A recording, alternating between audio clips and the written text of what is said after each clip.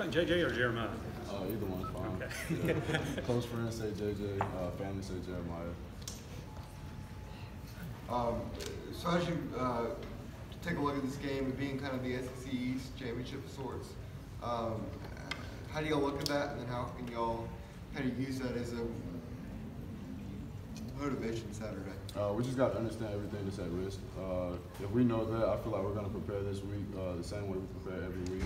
But it's going to be a little bit of extra fire up under us because we know, if we lose this game, then we're not playing in Atlanta, and we definitely want to go back to Atlanta this year. How about the challenge of this defense hadn't given up 20 points in a game all year? That's rough.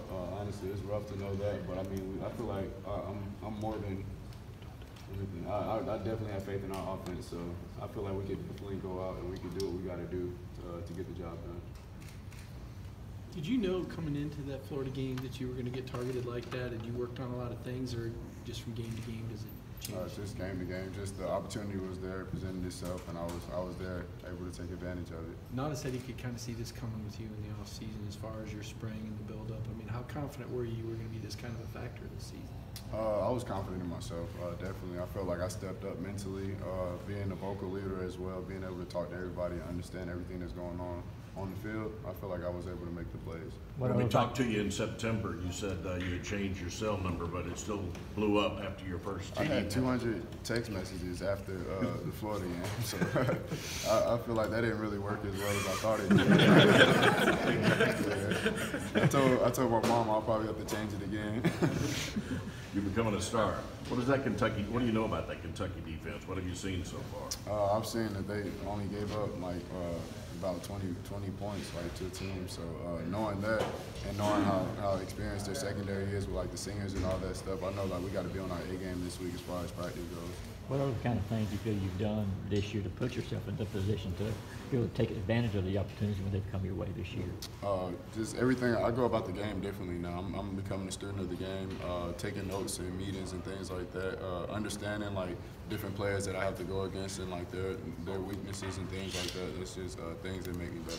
How hard is it to become a student of the game? It's something you played all your life, and you would, think that was something that would come natural, but does it?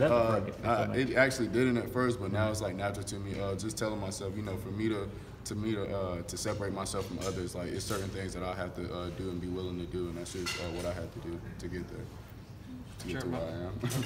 Jeremiah, just talking to you and Jake, even earlier this season when y'all connected a few times, it seemed like y'all have a really good rapport. Just what kind of have y'all done to work on that and have such a good connection?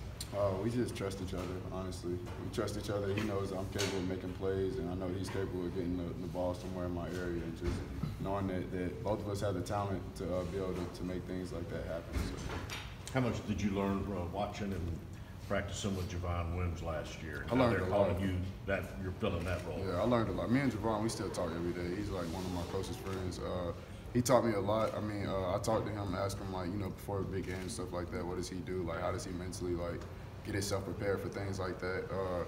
But Javon, just knowing that take advantage of every opportunity that's given to you. I know he definitely did, especially leaving out his senior year, which I was able to witness myself. Being around him, seeing he catches extra, does everything extra, stays around, watches extra film, things like that. I realized for me to be a great player, I have to make those sacrifices and do things like that. After the game, Kirby said, talking about you, said you don't say a word, you just work. Yeah, what kind of a compliment is that to hear that from your coach? It's just a great compliment. I really don't like he said, I don't really say a word. So it just went over my head. Just do the same thing that got me to where I am. That's really all it is to me. You knew coming in that the Auburn game's always big, Florida's always big. LSU was kind of a new trip this year, but a lot of people are saying this is the biggest game in Kentucky's history up in Lexington. Is it kind of wild that here you are on the? It's going to be a wild atmosphere up there, and playing in someone's biggest game ever. Is that kind of a wild experience for you? I feel like they're going to give us everything they have. That's exactly what we expect out of every SEC team. Though it's not really nothing that's wowing me or anything like that. I just feel like two competitors are going to go at it Saturday.